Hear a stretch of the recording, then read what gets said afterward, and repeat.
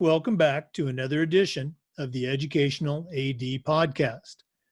We couldn't do this without the incredible support of our sponsors, and we want to start by saying thank you to all of them. First, thanks to our diamond sponsor, Varsity Brands, including BSN, Varsity Spirit, and Herff Jones. Varsity Brands, elevating student experiences in sport, spirit, and achievement. We also want to thank our platinum sponsors, Ephesus Lighting, innovating a brighter future at every level. Gilman Gear, always a step ahead. Camp Mobile, where teams communicate better. Hometown Ticketing, simple and easy online ticketing. And Vital Signs, bring student achievements to life. Thanks to all of our great sponsors. Welcome back, everyone, to the Educational AD Podcast. Our guest today is Anne Campbell. Anne's a certified master athletic administrator, and she's the activities and athletic director at Grand Rapids High School in Grand Rapids, Minnesota. Anne, welcome to the program. Jake, thanks so much for having me on. It's been great to connect with you again. Okay. Well, Anne, I got to know Anne as a member of certification. I was able to go along for the ride as she developed her CMAA project. And then Anne actually was one of the presenters for our FIAAA virtual conference back in April. Just did a wonderful job. So again, Anne, we're glad to have you. Thanks, Jake. I look forward to talking about, our profession and our world of activities as it's ever changing as we speak. Absolutely. And again, speaking of that, you know how busy the life of an AD is, so we're going to jump right into it. We always like to let our listeners have a chance to get to know our guests. So if you could, tell us a little bit about yourself, where you grew up, where you went to school and college, and maybe how your love of athletics led to that first teaching and coaching job. Well, thank you so much. I grew up in the Twin Cities area in Bloomington, Minnesota, which is about 180 miles just south of Grand Rapids, Minnesota, which is located in northern part of Minnesota. As a kid, I played every sport all day long, all the time. And I grew up in the 60s and 70s, so I'm very thankful for Title IX. Title IX gave me an opportunity to actually play high school sports. I played volleyball, basketball, and softball came my senior year, and softball was my sport. So I ended up going to a junior college and played all three sports, and then I got a scholarship to go play softball at St. Cloud University. And I played there for 2 years. And then in my fifth year senior, you know how we're not quite done with school, the head coach asked me to be the graduate assistant. So yes, I mean, this is my dream job, right? Being a collegiate coach. So I had the opportunity to start there at St. Cloud State. And then I graduated and I went down the road to a Division III school called St. Ben's and spent a couple years there as their head coach. And then I really wanted to get my master's degree. So I was fortunate enough to land at Southern Illinois University, where I was a graduate assistant softball coach and completed my master's program. From there, I was broke and had no job. So I came back to Minnesota and started coaching at a junior college for 2 years. And then fortunate enough to land at the premier University of Minnesota, coaching with Coach Wells for the Gophers. So that was absolutely an incredible experience. And then Coach Wells left to go down to Arizona State. I left to go down to University of Texas at Arlington. So I've kind of been all around the country coaching. And then, I kind of burnt out of collegiate coaching. It's just a lot of recruiting, a lot on the road, a lot of time away from my family. So I ended up coming back to Minnesota, went back, got my teaching license and my principal license, and started working at Hopkins High School in Minnetonka, Minnesota. So I spent about 18 years there as a physical education instructor, dean of students, assistant principal, while coaching assistant volleyball and head softball.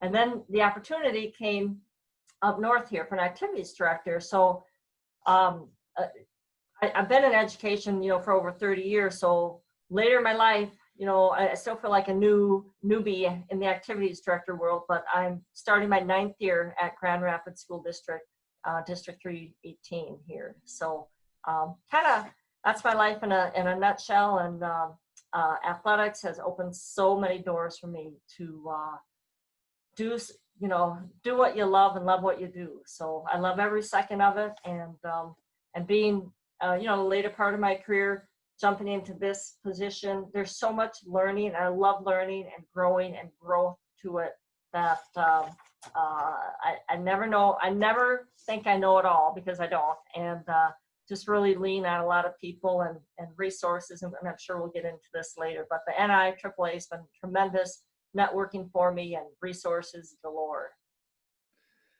No, I think you make a great point. The more you do the job, you understand, what you don't know, which is kind of a challenge for the young AD.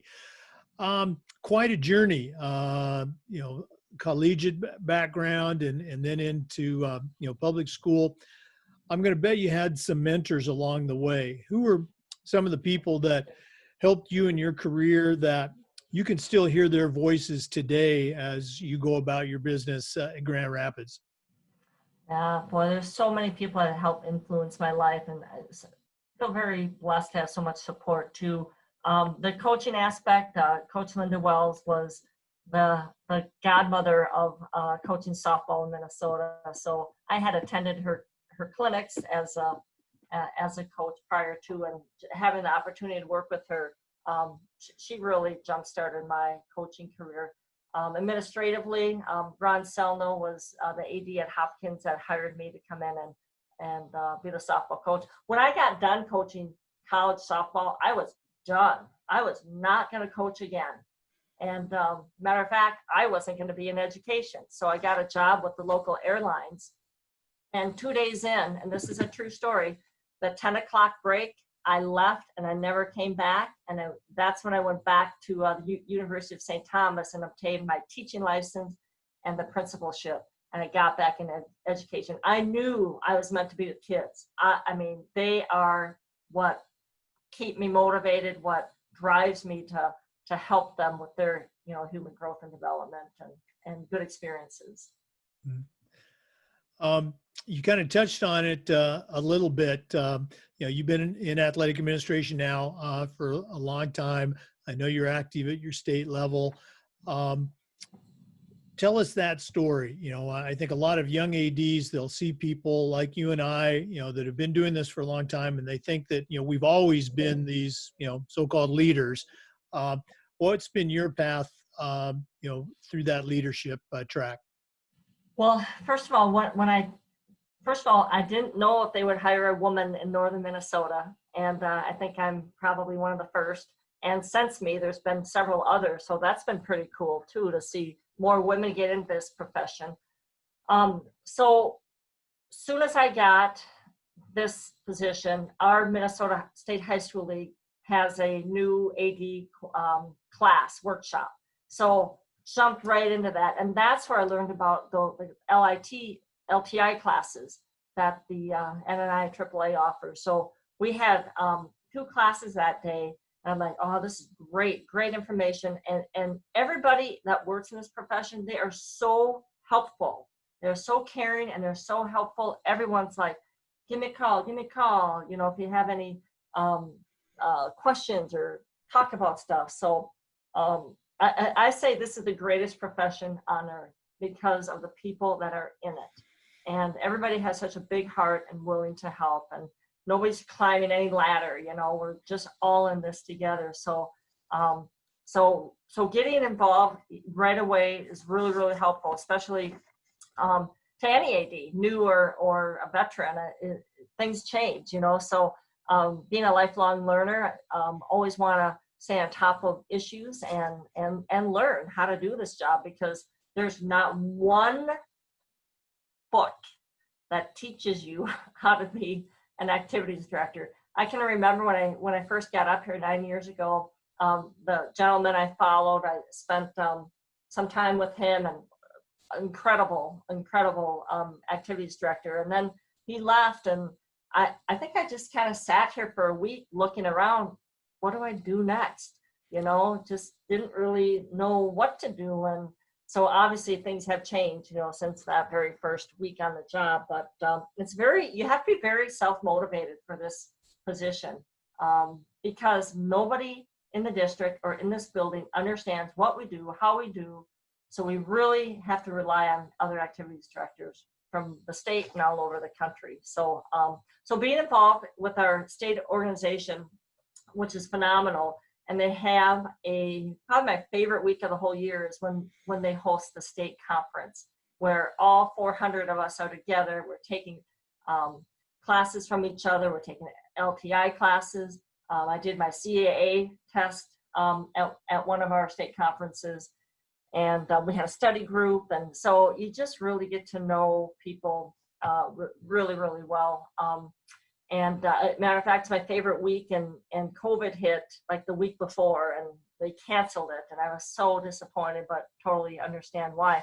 So that kind of propelled me into the NIAAA. You know, getting involved, speaking, you know, at the national conference was quite an honor for me. And now one of my best friends is an AD from the East Coast. We got to present together. We've actually written and published an article together. So just so many networking opportunities in both organizations, and get involved no matter first year, first month, first week, 10 years, 20 years. Getting involved is really what makes us all tick and rock this out. And that's how you and I, you know, got acquainted. So absolutely. I know. I got the luck of the draw. This man named Jake calls me, and he's my advisor for my CMAA. And that's the other thing. I mean, it took me about 6 years after I got my CAA to obtain my CMAA. And that was important to me because education is important to me. And becoming a better leader means I need to become a better me. So I was fortunate enough, and I'm telling you, other ADs out there, you have stuff in your office that you've already done and can present. You don't have to recreate the wheel. And I was motivated actually right after the Maryland National Harbor National Convention. I went to a class and said about obtaining your CMAA, and that just motivated me to finish up one more class and then to get my project going. So very thankful for that opportunity. And Jake was a great advisor, by the way. Well, you made it easy. You had a great project. You already talked about our next topic a little bit, how the job has changed. And again, you know, you've been an athletic director for a number of years, a couple different sites. What are some of the changes from, let's say, you know, 15, 20 years ago in just the day-to-day routine of an athletic director?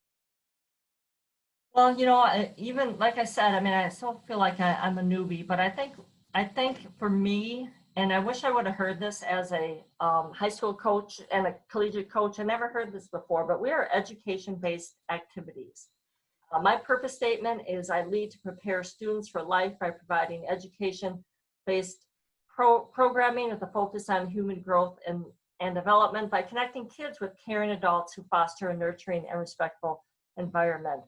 I think it's really important that everybody has a purpose. All 110 of my coaches have a transactional purpose statement.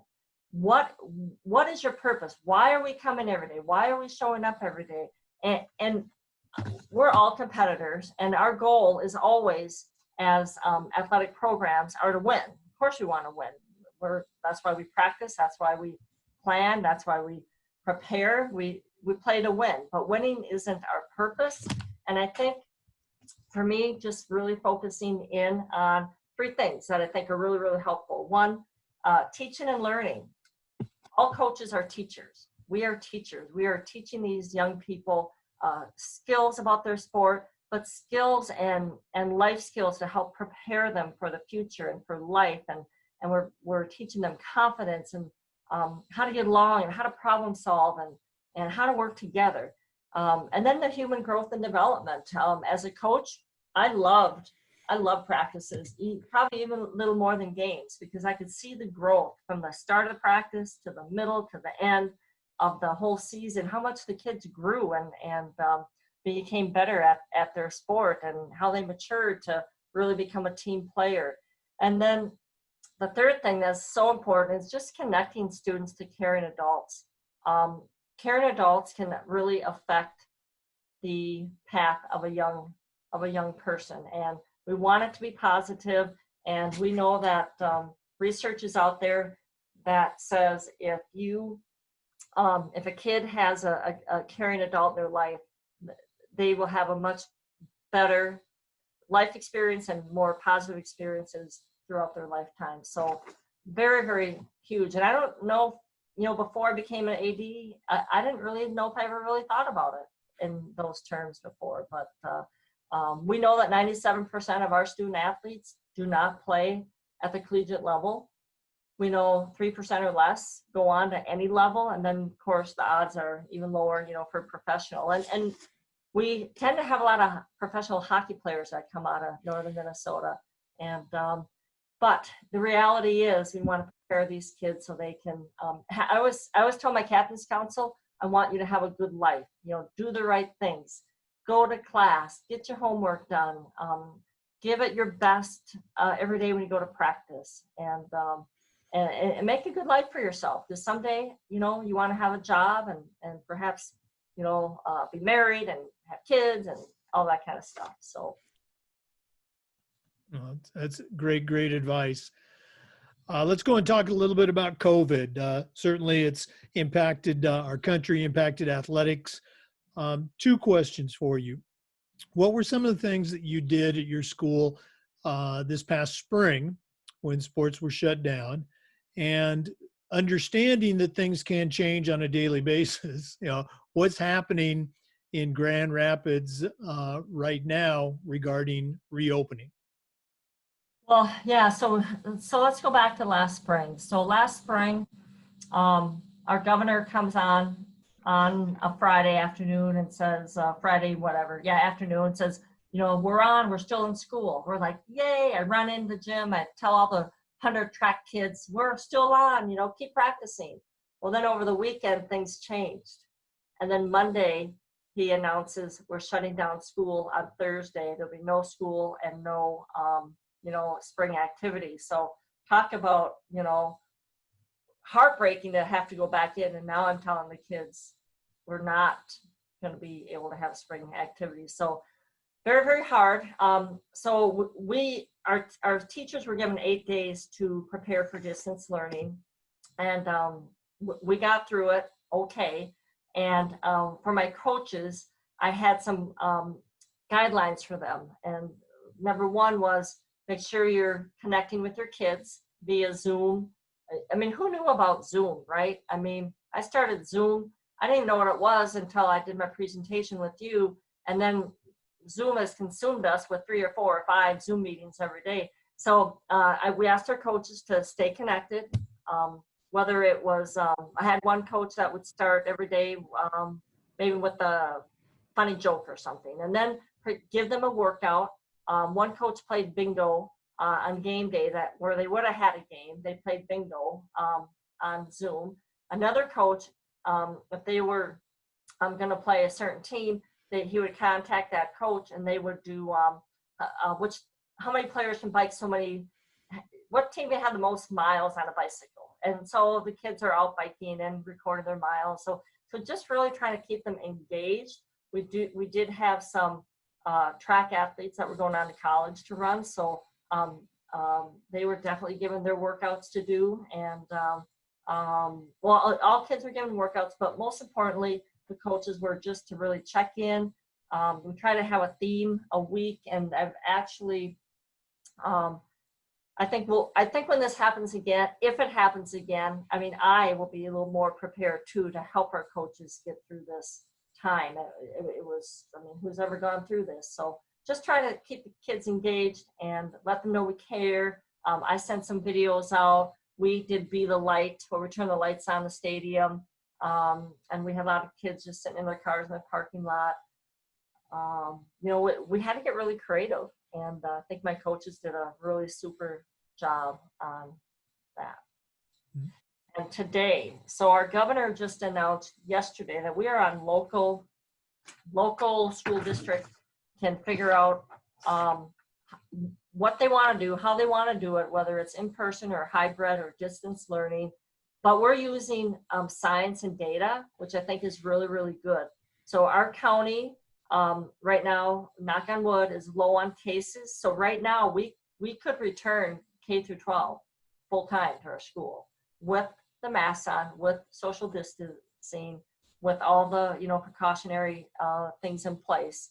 And so I haven't heard from my superintendent today exactly what's going to happen, but so the governor did do that. So that was encouraging. Now next Tuesday, the State High School League will give us some guidance on the fall activities, if we're going to start on time or be delayed or modified or moved. So we're still kind of waiting patiently for that. So kind of up in the air. Well, I mean, not much different from many other states too. So hang in there, all the best. Let's talk a little bit about some of the events from last spring that were not COVID related. We certainly saw an increase in the awareness of social issues and social challenges.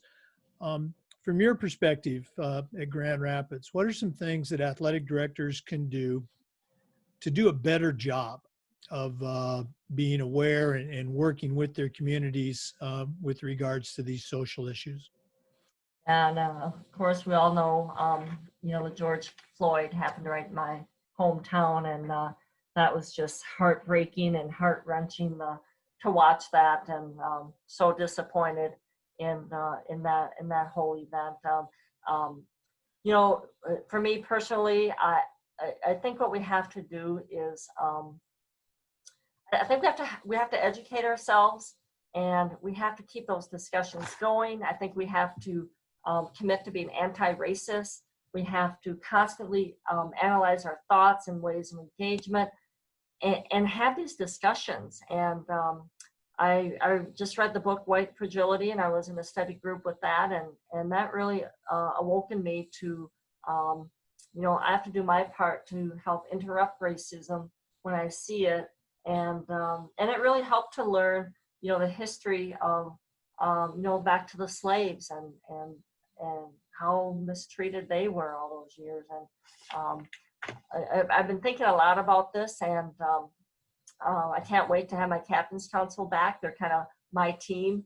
The captain's council consists of captains and leaders of all of our activities, to start having these discussions with them and bringing it to the top. And we can't be silent anymore. We really need to do whatever we can to make all people, brown, blacks, know that their lives matter, and they matter.